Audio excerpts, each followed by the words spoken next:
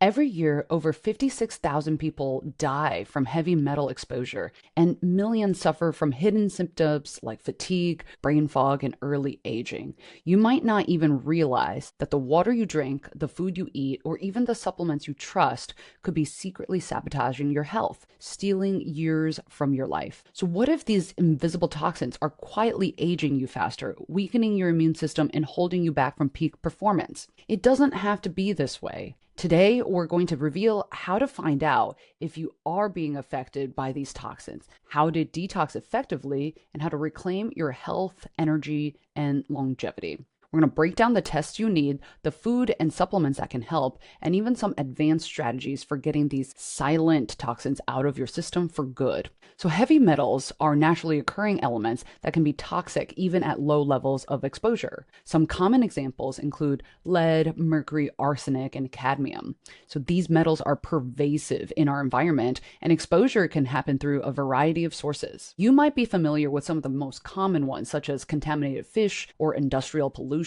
But did you know that heavy metals can actually be found in really unexpected common places? Cosmetics, cheaper jewelry, dietary supplements, and even children's toys manufactured overseas. These hidden sources can contribute significantly to your body's heavy metal load over time. And the impact of heavy metal exposure is wide-ranging. It affects so much of our health and performance. Heavy metals can interfere with our brain function, leading to neurotoxicity, and they can increase the risk of heart disease. They disrupt our mitochondrial function, so these powerhouses at the level of our cells, and interferes with hormonal balance. So in short, heavy metals are detrimental to our longevity, performance, and overall health. Understanding where these toxic elements come from and how they impact our body is the first step in protecting yourself. Now let's dive into how you can assess your exposure and take steps to reduce your heavy metal burden and boost your health and energy. Testing for heavy metals is an essential first step to understanding the toxic load on your body. The reality is that nearly half of the US population has detectable levels of 3 or more toxic metals like lead, cadmium, mercury, and arsenic. So these metals can silently wreak havoc,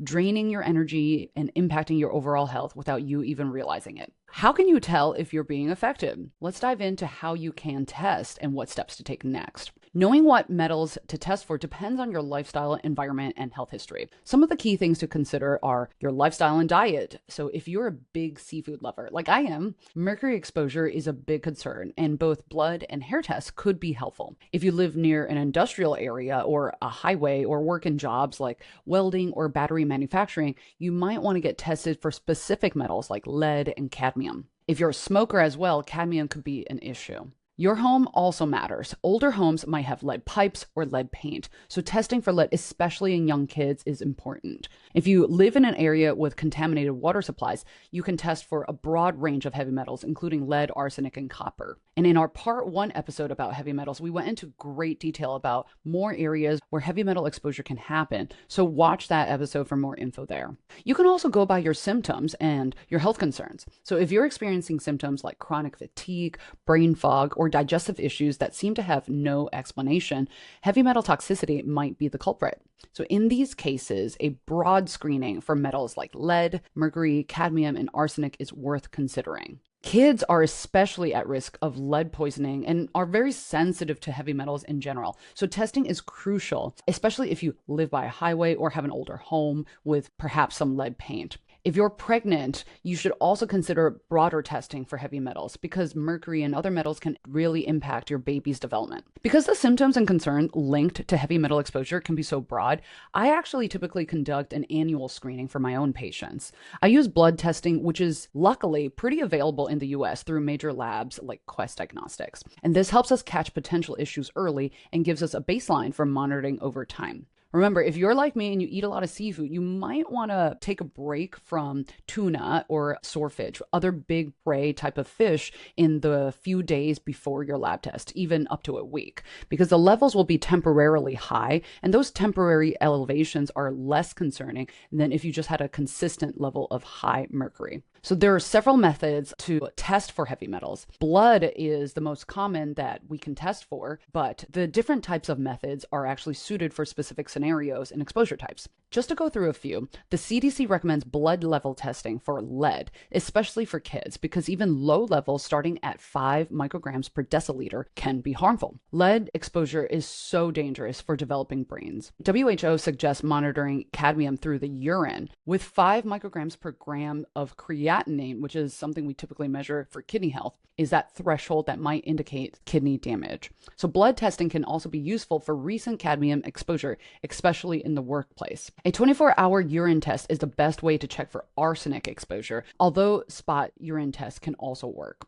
Ideally, arsenic levels should be under 50 micrograms per liter to minimize health risks. And mercury, probably the most common exposure of all, can be tested through the blood and hair. So blood tests are useful for recent exposure, while hair analysis gives you insight into longer-term buildup. So that's great if you eat a lot of seafood and you kind of just want to see the longer-term trends. But again, the blood tests are so much easier to get. And if you have older plumbing or you use copper cookware, copper exposure could be an issue. So the EPA sets a maximum goal of 1.3 milligrams per liter in drinking water, and regular serum copper tests can help track it. So I also want to quickly go over the differences between the blood, hair, and urine tests and why we want to use some for certain contexts and others for other reasons. Blood tests are typically the first go-to for recent exposure. So blood tests are really helpful for metals like lead or mercury if you're worried about an exposure that happened in a recent period. Hair testing shows long-term heavy metal exposure, such as mercury buildup all the time.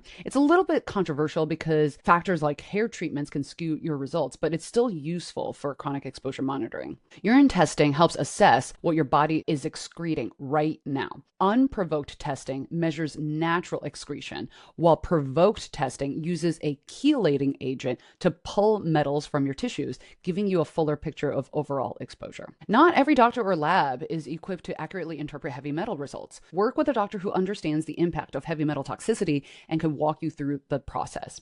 And when you get tested, ask if the test is for acute exposure, like blood tests, or chronic buildup, hair or urine. So this will help you understand what action to take depending on your results. Heavy metal exposure isn't just from food or water. It can also come from everyday products like cosmetics, supplements, cookware, and even water pipes. Over-the-counter test kits can help you check for things like lead in your drinking water or cadmium in your pots and pans. And if you live in an older home, testing your water is a good idea because it might contain lead or copper at unsafe levels. Figuring out what to do with your heavy metal test results can feel really overwhelming because there's a lot of heavy metals that get tested. But understanding the recommended limits will make it easier. If your results show elevated levels of any of the metals, it might be time to consider a detox. I'm going to go into this deeper now, but dietary changes, simply just adding certain vegetables into your diet, can help reduce the heavy metal burden naturally. And in more serious cases, medical interventions like chelation therapy might be necessary to bind and eliminate these toxins. Now let's dive into the practical detoxing methods you can use to boost your health and energy. Detoxing from heavy metals can feel overwhelming, but it doesn't have to be complicated. The secret is making smart choices every single day that lets your body do its job. Your body can get rid of toxins on its own. You don't have to go crazy with different interventions to help it work. Find some simple ways to get your body to do its job better. I'm going to go through now a number of different ways you can do right at home. You don't necessarily need to talk to your doctor about these interventions, although it's always a good idea to get their guidance. Let's start with some easy dietary approaches. Think of certain foods as heavy metal bounty hunters. So they track down toxins and they flush them out. Cilantro and chlorella algae are two of the best known natural food chelators. So chelators are substances that bind to metals and help excrete them. Although I have to mention, some people like myself can't stand cilantro because of a genetic mutation. If you're like me, chlorella is a great alternative. Garlic is another powerhouse food. It's full of these sulfur compounds that support the liver, which is the main organ responsible for filtering out toxins. And don't forget about cruciferous vegetables. Broccoli, kale, and Brussels sprouts contain compounds that activate detox enzymes in your liver, helping neutralize harmful substances and flushing them out. And if you want to dive deeper into how detox diets can help, I have a separate episode on this topic. Now let's talk about a few things that you can get through food or as a supplement. So zinc and selenium are incredibly helpful in supporting your detox. These are metals as well, but they actually help with heavy heavy metal toxicity because they compete with the toxic metals in the body. Zinc can compete with lead and cadmium, helping push them out of the body. The recommended dose is 50 milligrams 3 times a daily for adults, ideally from zinc acetate. And you can also get it from foods like oysters, red meat, and pumpkin seeds. Just be careful.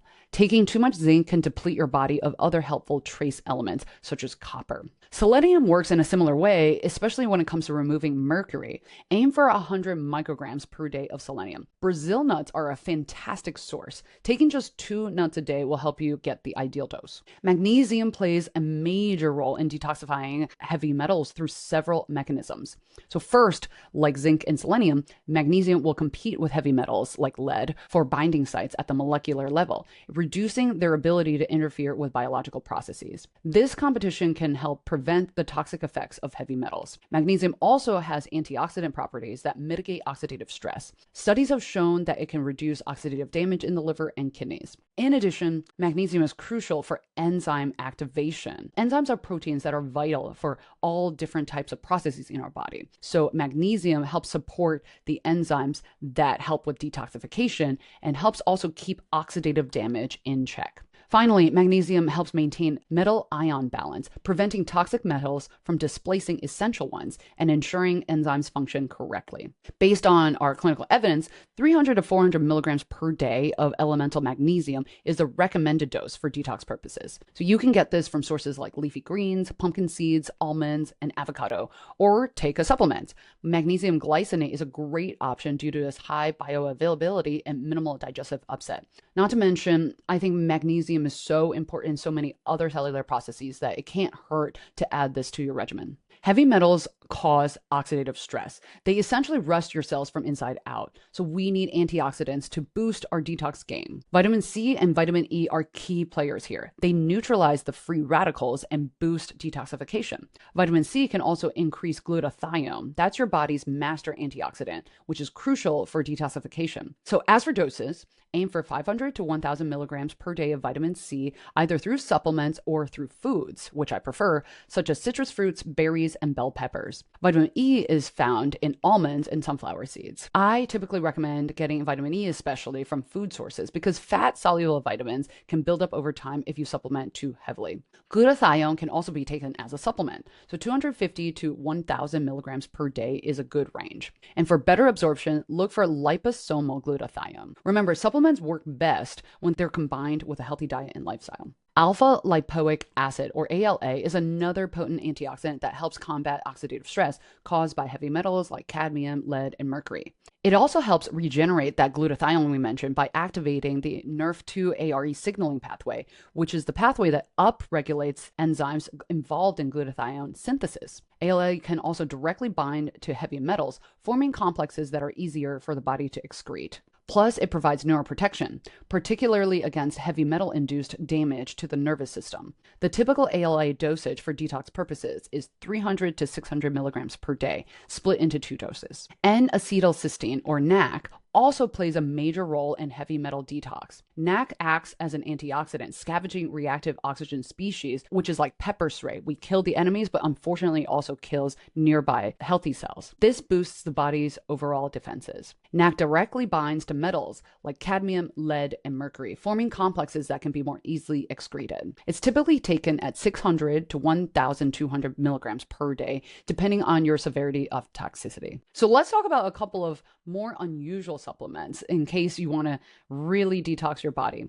Activated charcoal is another powerful detox aid with high adsorption capacity. It's got this large surface area and a high degree of porosity, allowing it to bind and sequester or collect heavy metals in the GI tract, preventing it from being absorbed through the bloodstream.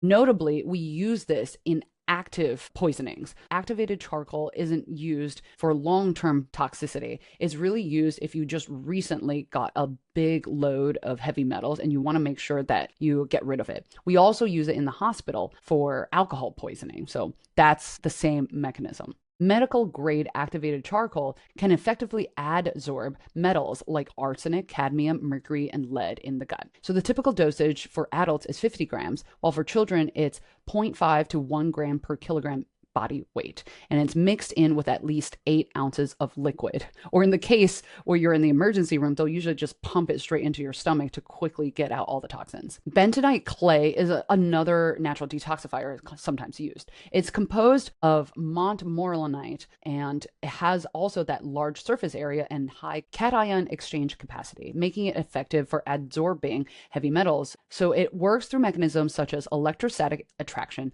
surface complexation, and ion exchange. Bentonite clay can be taken internally or used externally to support heavy metal detox. Now let's talk about lifestyle adjustments that can help boost your natural detox system. Your skin is your largest detox organ, and sweating is actually one of the best ways to get heavy metals like mercury and lead out. Infrared saunas are especially effective because they help you sweat deeply, which allows for the excretion of toxins like arsenic and nickel. Studies show that dynamic exercise, like jogging or spin class, can be more effective than a static sauna session for removing metals like lead and copper. Try and sweat it out with exercise or sauna use for at least 20 to 30 minutes a few times per week. Detoxing isn't just about getting metals out, it's also about keeping new ones from coming in. We covered environmental cleanup in another episode, so check that out. Briefly though, you can switch to natural personal care products like aluminum-free deodorant and clean cosmetics. Look for labels and third-party testing.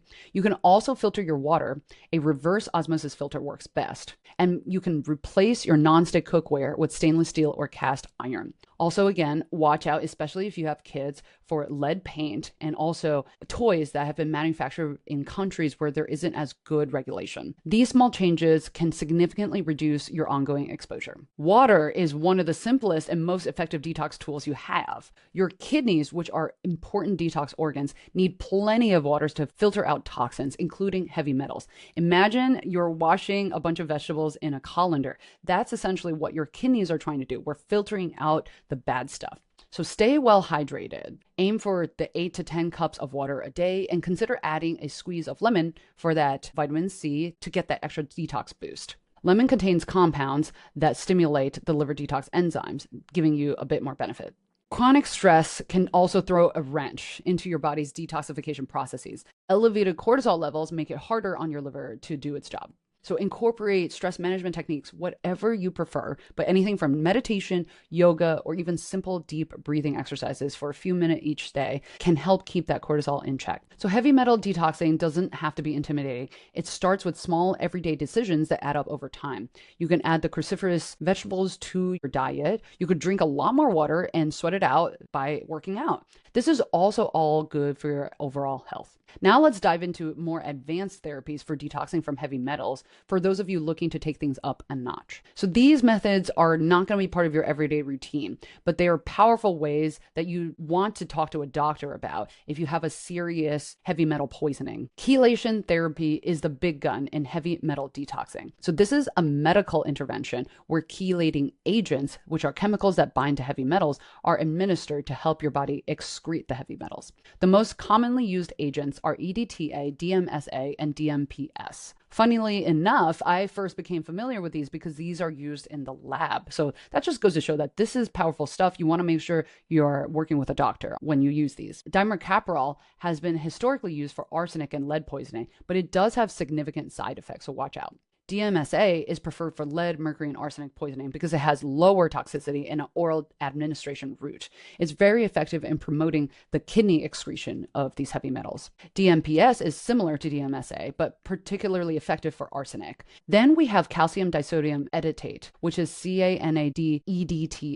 This is used for severe lead poisoning, particularly in cases involving encephalopathy or where your brain is affected and you're having confusion. It's mostly, however, been replaced by DMSA because it's got some severe adverse effects. You can also combine therapies like using BAL with the CANA2-EDTA for severe lead poisoning. Pairing chelation with antioxidants has also been shown some promise by reducing the oxidative stress caused by heavy metals. There are some exciting emerging therapies that offer precision chelating as well. Thiol-modified nanoporous silica materials have shown great potential in early studies for oral detoxification of mercury, cadmium, and lead. These might be the next breakthrough for a targeted detox with fewer side effects. There are some other nano-chelators that act like these precision scalpels. These cutting-edge nanoparticles are engineered to selectively bind to specific heavy metals while leaving your body's essential minerals intact. When you're going through chelation, unfortunately, it's going to chelate all of the other metals that your body needs to survive. So that's why we don't jump to that without seriously considering other options first. So for example, the nano-encapsulated form of DMSA is called RBCM DMSA NP. It has better pharmacokinetics, including longer circulation times and improved detoxification capabilities in animal models of lead poisoning. There's also something called MIAD MSA, which is a nano-encapsulated form of DMSA that boosts efficacy against arsenic. And as I mentioned, there's thiol-modified nanoporous silica, and that can help with oral detoxification of mercury, cadmium, and lead. This material shows high affinity for these metals and effectively reduces their levels in the body without significant toxicity. All of these nano-chelators are still in the research phase, but keep an eye out for them because they can offer the detox process a lot of help without all of the damaging side effects. Now let's go into a few emerging therapies and also some mythical therapies. So these are therapies that are marketed out there, especially in the wellness world, but don't actually have any effect for helping you detox. Hyperbaric oxygen therapy is often marketed as a detox tool, but it's not actually as effective for the real detoxification. The idea sounds exciting. Like imagine if you have more oxygen to deliver to the tissues to reduce oxidative stress and improve mitochondrial function. Can't that also help with detox? Unfortunately, the science just isn't there.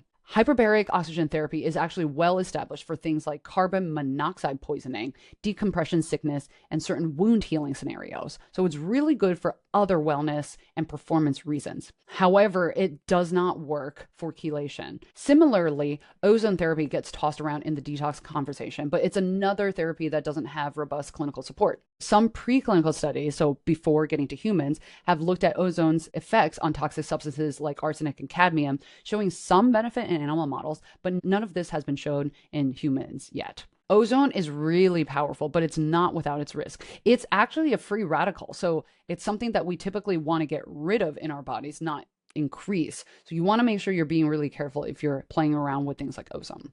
IV glutathione and vitamin C sounds like it would work because we talked about it, right? You take them as supplements and they do offer some incredible antioxidant benefits, but the effectiveness for heavy metal detox just isn't that well supported considering that you have to go into a clinic to get it infused.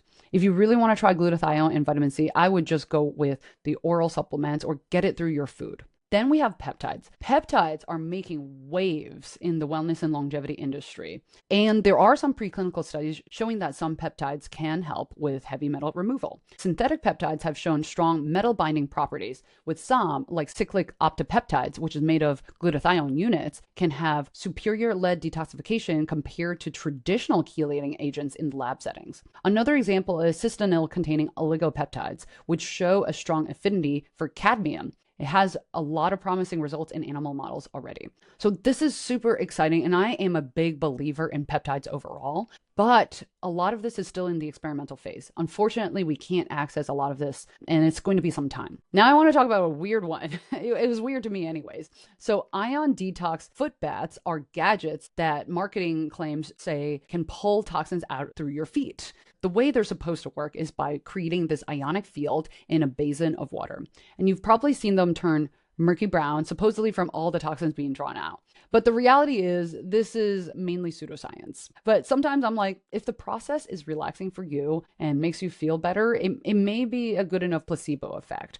But I don't think it's a good option for people who have serious heavy metal concerns. Red light therapy is another trendy option that's been marketed for detox benefits, but it doesn't directly remove your heavy metals. I think where the theory comes from is that red light therapy can help plants take up heavy metals through a process called phytoremediation, but we're just so different from plants. We can't do that. That being said, red light therapy can boost your cellular health by improving mitochondrial function, reducing inflammation, and aiding in tissue repair. It helps the body's natural detox systems work more efficiently. So while it doesn't bind to and excrete heavy metals, it can certainly enhance your overall detox capabilities. So it's like giving your cells a little extra horsepower to do its job, and it can't hurt. So while chelation therapy and nano-chelators are showing real promise backed by clinical research, other options like hyperbaric oxygen, ozone therapy, and iron foot baths are really just pseudoscience. The takeaway is stick to therapies with scientifically proven results and talk to your doctor. Detoxing is a journey, and to make real progress, you need science by your side.